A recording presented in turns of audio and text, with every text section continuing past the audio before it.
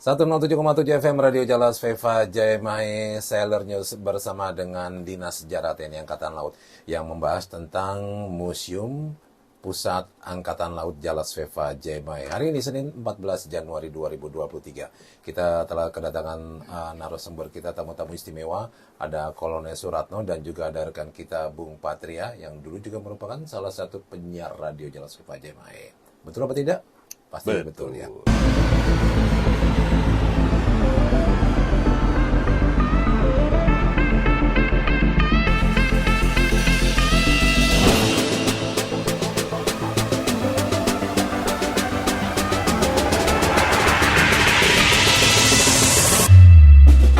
Selamat siang dari Pak Ratno dulu sebentar ya. Selamat siang. Selamat siang. Ya. Dan juga dari rekan kita Bang Patria, selamat siang. Selamat siang, salam jumpa kembali. Oke, kita mendapatkan kesempatan nih bersama dengan narasumber kita yang dulunya kita kan memang menjadi salah satu dari Dinas Sejarah, Penerangan ya, Dinas Penerangan. Kemudian berpindah jadi pada waktu itu Subdis Sejarah menjadi Dinas Sejarah ya. Ya. Bung Patria dan juga Pak Suratno ini masuk dalam sana. Nah, terkait juga dengan yang akan kita bicarakan di siang hari ini adalah museum. Nah, seperti kita tahu bahwa belum lama ini juga TNI Angkatan Laut sudah membuat ataupun juga membentuk Museum Pusat Angkatan Laut Jalas Veva Jayamai ya, Ya, Pak betul. Ratno ya. Ya. Nah, mungkin bisa dijelaskan sedikit tentang apa arti dari museum itu. Baik. Terima kasih Cicimers sekalian yang berbahagia dimanapun berada. Sebelum kita membicarakan tentang Museum Pusat Angkatan Laut Jalas Veva Jayamai yang ada di Surabaya, mungkin sebagai pengantar kami akan menyampaikan apakah arti museum itu sendiri. Yang pertama, museum itu berasal dari bahasa Yunani. Ini terkait dengan mitologi Yunani bahwa museum itu berasal dari kata museon. Museon itu artinya adalah sebuah bangunan tempat suci untuk memuja 9 dewa seni dan ilmu pengetahuan. Kemudian dewa dan dewi tersebut bersemayam di pegunungan Olympus. Ini adalah terkait dengan mitologi Yunani. Kemudian museon selain tempat suci juga sebagai tempat untuk berkumpul para ilmuwan atau para cendekiawan yang mempelajari serta menyelidiki berbagai ilmu pengetahuan pada saat itu. Kemudian arti yang kedua, ini yang umum dipakai oleh kalangan dunia internasional yang ditetapkan oleh ICOM, yaitu International Council of Museum. Ini sebuah lembaga yang bersifat tetap, tidak mencari keuntungan, melayani masyarakat dan perkembangannya terbuka untuk umum yang memperoleh, merawat dan menghubungkan, memamerkan untuk tujuan-tujuan studi. Jadi museum dalam arti yang sangat luas. Kemudian di Indonesia sendiri arti museum itu tercakup di dalam peraturan pemerintah nomor 66 tahun 2015 yang menyatakan bahwa museum adalah lembaga yang berfungsi melindungi, mengembangkan, memanfaatkan koleksi dan mengkomunikasikannya kepada masyarakat. Jadi benda cagar budaya yang merupakan bukti material hasil budaya atau alam dan lingkungannya mempunyai nilai penting bagi sejarah, ilmu pengetahuan, pendidikan, agama dan kebudayaan, teknologi dan atau pariwisata. Demikian pengertian museum secara umum dan secara khusus. Baik. Yang kita bicarakan pada pagi hari ini. Baik, berarti kalau kita bicara tentang museum, kalau seumpamanya kita bilang museum itu adalah tempat untuk melihat sejarah ya. Sejarah ya. Dan ini sejarah ini bisa bentuknya macam-macam. Tadi ada benda-benda, ya, itu ada ataupun juga tulisan yang lainnya. Ada foto dan lain sebagainya. Betul sekali. Untuk Museum Pusat Museum Pusat Angkatan Laut Jalas Veva Jayamai sendiri ini isinya apa aja, Pak Ratno?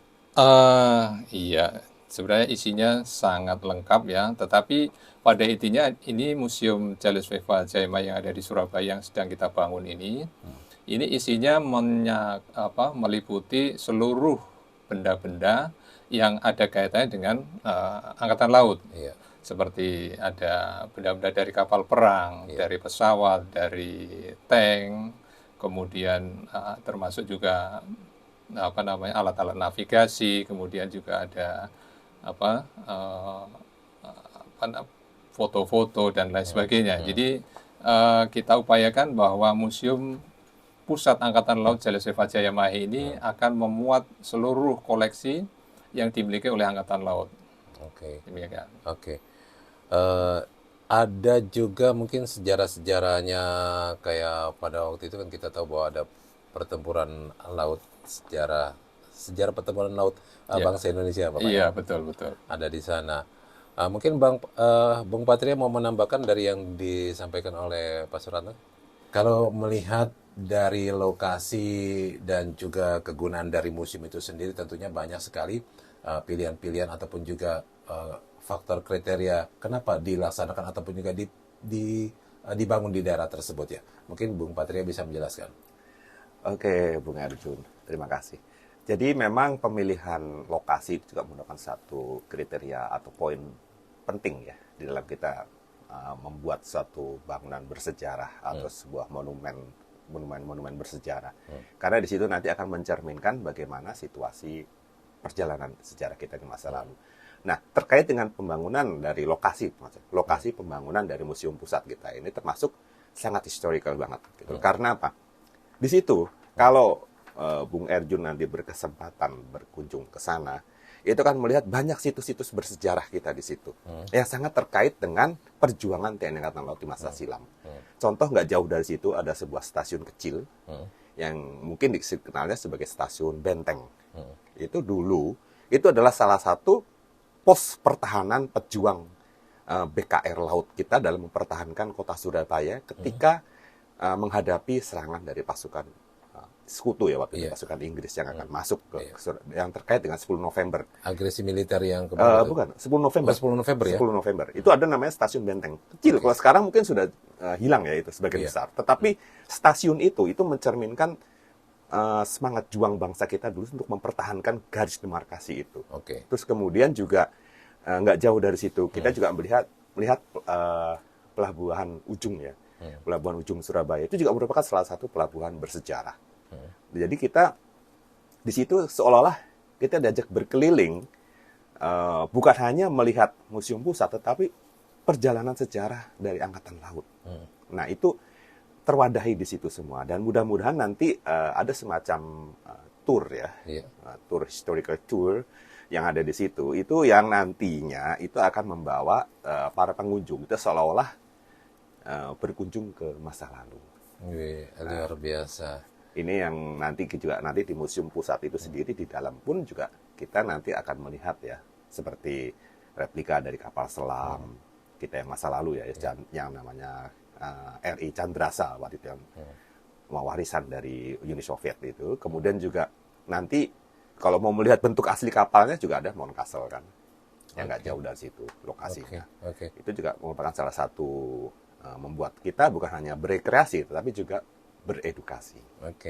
Nah, itu tadi lokasi dan historical dari penempatan museum itu sendiri ya, yang saat ini tengah berada di kawasan Surabaya, tepatnya di jalan apa, Pak? Di Jalan Ujung. Di Jalan Ujung ya, Surabaya. Nah, ini kalau berbicara tentang gambaran dari museum itu sendiri gimana, Pak Ratno? Ada perpustakaan di lantai 1 itu, perpustakaan mini, tapi cukup representatif dan memuat buku-buku tentang keangkatan lautan. Kemudian yang di lantai 2 ini memanfaatkan ruang lama yang kita revitalisasi. Jadi ada perjalanan sejarah dari mulai masa kejayaan maritim, kemudian berlanjut ke masa perjuangan kemerdekaan, kemudian masa konsolidasi, masa Orde Baru, kemudian juga tentang bakti TNI Angkatan Laut dalam misi perdamaian dunia. Ini bangunan heritage ini salah satu bangunan yang ada di depan. Kemudian disambung di belakangnya adalah bangunan hanggar. Hanggar ini pada awalnya adalah bangunan untuk menampung kendaraan atau angkutan milik Dinas Angkutan Lantama 5. Kemudian kita sulap ya, kita sulap jadi suatu tata pamer yang memuat diorama pertempuran, kemudian juga yang tadi saya sampaikan tentang imersif pertempuran Laut Aru, kemudian operasi Seroja, operasi Jayawijaya, kemudian alutsista kita, termasuk senjata-senjata yang kita miliki seperti roket, kemudian ada rudal dan lain sebagainya. Kemudian juga di situ memuat ruang koleksi benda. Ruang koleksi benda itu ada benda-benda koleksi, termasuk ada di situ lambang TNI Angkatan Laut yang pertama. Ada kita simpan di situ. Kemudian baju selam yang masih ada, yang kita simpan di situ juga ada. Baju selam zaman dahulu. Jadi yang masih pakai pemberat luar biasa beratnya itu. Itu adalah bangunan hanggar. Kemudian yang ketiga maksud saya adalah bangunan teater. Jadi Museum Pusat Angkatan Laut ini ada salah satu bangunan yang diperuntukkan untuk pemutaran film. Bangunannya cukup bagus, ada 60 tempat duduk yang didukung oleh teknologi audio dan video yang cukup canggih. Kemudian di situ juga ada ruang introduksi yang akan mengantar para pengunjung untuk menjelajahi museum. Kemudian bangunan keempat adalah ini bangunan baru, bukan revitalisasi, tapi ini perintah Bapak Kasal untuk membangun bangunan yang menyerupai kapal. Nah, arti penting berdirinya Museum Angkatan Laut ini bagi bangsa Indonesia, terutama generasi muda. Milenium. Ini yang penting bagi kita, pendirian museum ini adalah bahwa kita ini sebenarnya adalah kenapa kita dirikan museum, karena memang kita ini sadar bahwa kita adalah bangsa bahari. Kenapa jejak perjuangan bangsa kita ini sebagai bangsa bahari tidak ada gitu kan? Maka kita menganggap penting perlunya ada museum. Jadi kita sebagai bangsa bahari ini harus kita gaungkan, harus kita sosialisasikan kepada masyarakat. Jangan sampai generasi yang sekarang ini lupa akan jati dirinya bahwa kita adalah bangsa bahari. Dan kita juga harus bangga dengan apa yang pernah diraih oleh para pendahulu kita, bahwa kita pernah meraih masa kejayaan maritim.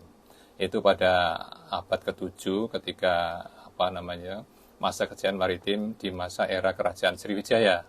Pada waktu itu lalu lintas perdagangan di Nusantara dikuasai oleh Kerajaan Sriwijaya. Kemudian berlanjut kejayaan maritim yang kedua pada era masa kejayaan Kerajaan Majapahit pada abad ke-13 misalnya.